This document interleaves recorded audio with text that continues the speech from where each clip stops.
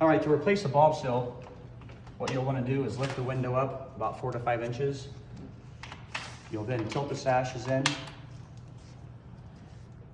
lift up one side, to disengage. Then this is the bulb seal right here.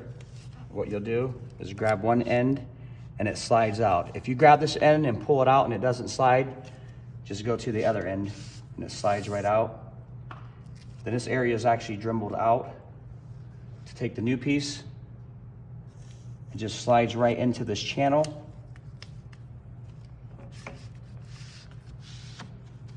And it goes right back in. What you'll want to do is drop one side in first. Then you can drop the other side in. Make sure it's in there. To shut the window, if the windows aren't locking, make sure you push up. You can actually hold it up, push in and down, and put a little bit of pressure on it. Then you'll be able to lock it and keep it locked for about a day or two.